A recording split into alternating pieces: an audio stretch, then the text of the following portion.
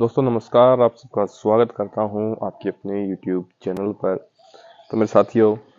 आज मैं आपको एक इम्पोर्टेंट इंफॉर्मेशन दूंगा मेरे दोस्तों। तो इन्फॉर्मेशन क्या है, थोड़ा ध्यान से सुनिएगा दोस्तों, क्योंकि हर किसान साथी का एक सपना रहता है कि वो अपनी गाय भैंस को एक अच्छा सीमन लगवाए,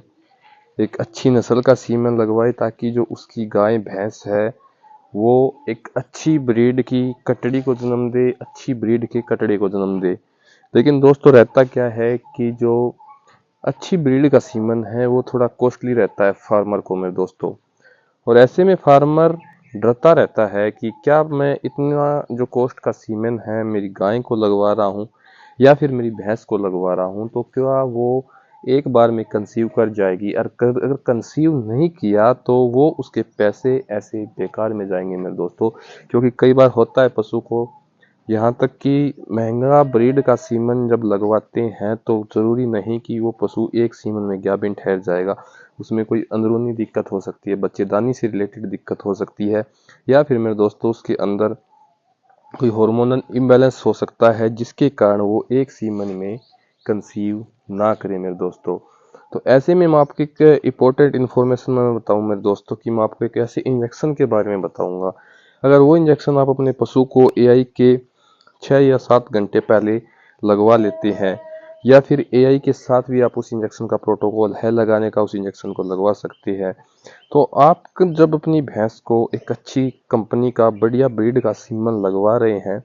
तो उसके कंसप्शन रेट है, उसके गाभिन ठहरने के चांस है, वो अगर 60% है तो मेरे दोस्तों वो 90% तक बढ़ जाते हैं। तो ऐसे में उस इंजेक्शन का आप प्रयोग अपने पशुओं में साथ में कर सकते हैं। सबसे पहले एक बात का जरूर ध्यान दें कि जो भैंस बार बार रिपीट कर रही है तो उसका कारण जाने, उसके कारण में जाने मेरे दोस्तों कि उसकी जो बच्चेदानी है उसमें कोई इन्फेक्शन वगैरह तो ना हुआ है, या फिर ये भी देख लें कि उसकी हीट है वो कौन से दिन आ रही है मेरे दोस्तों। हीट है वो पूरे 21 दिनों के बाद आ रही है, 15 दिनों के बाद आ रही है,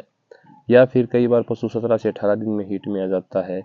तो आपको सब चीज़ें पूरी तरह जानकर, जैसे कि 17-18 दिन में भैंस डिस्चार्ज देना शुरू कर देती है तो फार्मर क्या करता है, 17वें दिन डिस्चार्ज दिया भैंस ने और 18वें दिन उस पशु की एआई करवा देता है। तो ऐसे में पशु गाभिन नहीं रहता, क्योंकि पशु 17 से 18 दिन में पशु का स्ट्रेस साइकिल वो स्टार्ट होता है मेरे दोस्तों। उसके बाद पशु 21वें दिन या फिर 20वें दिन खुल के हिट में आता है। तो इस तरह आपको पूरा ध्यान रखते हुए पशु को आपको जो है एआई करवानी है। लेकिन जब महंगे सीमन की बात आती है मेरे दोस्तों, तो महंगे सीमन में फार्मर थोड़ा विचलित रहता है कि क्या पता मैं इतना महंगा सीमन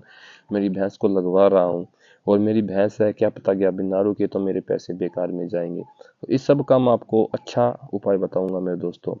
कि जब पशु, या फिर आप महंगा सीमन भी नहीं लगवा रहे हो अपनी भैंस के, अपनी भैंस के आप नॉर्मल सीमन लगवा रहे हो, गाय के नॉर्मल सीमन लगवा रहे हो, और आपकी भैंस है गाभिन है, वो गाय है वो गाभिन नहीं डट रही है, तो ऐसे में आप इस इंजेक्शन का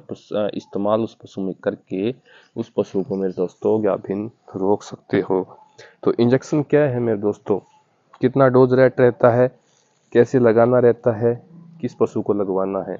तो जो इंजेक्शन गायना रिच आप देखिए मेरे दोस्तों, फोन की स्क्रीन पर आप इंजेक्शन गायना रिच देख रहे हो। इस इंजेक्शन के दोस्तों एआई में इतने बेस्ट रिजल्ट मिलते हैं, मैं कहता हूँ कि 5 से 6 बार रिपीट हुआ पशु भी मैंने बिना उसकी बच्चेदानी में दवाई रखे, बिना उसकी बच्चेदानी में कोई ट्रीटमेंट करे, सिंपल उसकी एआई करके यानी आर्टिफिशियल इंसामिनेशन करके उस पशु को इस इंजेक्शन लगाकर इससे गाभिन रोका है मेरे दोस्तों। क्योंकि इस इंजेक्शन का काम रहता है पशु में ओवुलेशन करवाना, और जो रिप्रोडक्टिव ऑर्गन है यानी यूट्रस है उसे हेल्थी बनाना, ताकि वो जो एम्ब्रॉय बना है उसे होल्ड कर सके, उसे सही से इम्प्लांट कर सके, यानी अर्ली एम्ब्रियोनिक डेथ का कोई चांस वहाँ पर ना बने। अगर कार्पस लूटियम की कमी रहती है तो उसमें भी इंजेक्शन ये बहुत अच्छा काम करता है, क्योंकि ये नंबर ऑफ कार्पस लूटियम जो ओवरी है उसके ऊपर बनाता है। क्योंकि इस इंजेक्शन को लगाने से जो ओवुलेशन ओवा होता है वहाँ पर कार्पस लूटियम बनता है, जो मैच्योर ओवा होता है वो रिलीज होता है वहाँ से और उसी में बनेगा कार्पस लूटियम मेरे दोस्तों। लेकिन जो नंबर ऑफ ओवा होते हैं वो पूरे मैच्योर नहीं होते, ये उन्हें भी रिलीज कराकर गायनारिच इंजेक्शन वहां पर भी जो मल्टीपल कार्पस लूटियम बनाता है, जिससे क्या प्रोजेस्टेरोन का लेवल पशु में हाई रिलीज रहता है। अगर पशु गाभिन रुक गया तो उसमें अर्ली एम्ब्रियोनिक डेथ, एम्ब्रॉयड ट्रांसप्लांट होते समय को जो दिक्कत आती है वो एक भी दिक्कत नहीं आएगी। तो गायनारिच इंजेक्शन आपको एआई के या तो 8 घंटे पहले लगाना है, या फिर एआई के आप पशुओं में साथ भी लगा सकते हैं मेरे दोस्तों। गायनारिच इंजेक्शन की रिपीट ब्रीडर हो चाहे सीधा आप जानवर को लगा रहे हो, तो उसमें डोज रहती है मेरे दोस्तों 2.5 ml आपको पशु को या तो इंट्रामस्कुलर लगवाना है यानी मांस में, या फिर इंट्रावेनस यानी नस में इंजेक्शन लगवाना है, और उसके 8 घंटे बाद एआई करवा देनी है। या फिर आपको जैसे कि डबल एआई करवानी है अपनी गाय या भैंस की, 2 दिन एआई करवानी है, तो पहले दिन आप लगाइए एआई के साथ और दूसरे दिन भी उसकी एआई कर दीजिए मेरे दोस्तों। तो आज की ये छोटी सी जानकारी थी दोस्तों, लेकिन ये जानकारी अपने आप में बहुत इंपॉर्टेंस रखती है मेरे दोस्तों। तो वीडियो जिसने पूरा देखा है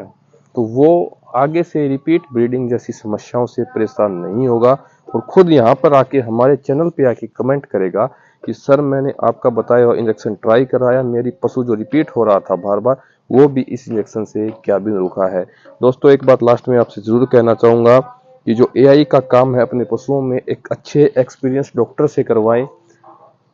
प्रोफेशनली प्रैक्टिशनर से करवाएं, और उसमें ये जरूर कहें कि जो आप सीमन ले रहे हैं वो सीमन अच्छे है या नहीं है, क्योंकि सीमन की क्वालिटी भी मेरे दोस्तों रिपीट ब्रीडिंग का सबसे बड़ा कारण है। क्योंकि सीमन बार बार करवा रहे हो, कई बार बुल से क्रॉस फार्मर नहीं करवाता, तो सीमन की क्वालिटी अगर कमजोर रहती है, सीमन अच्छी कंपनी का नहीं है,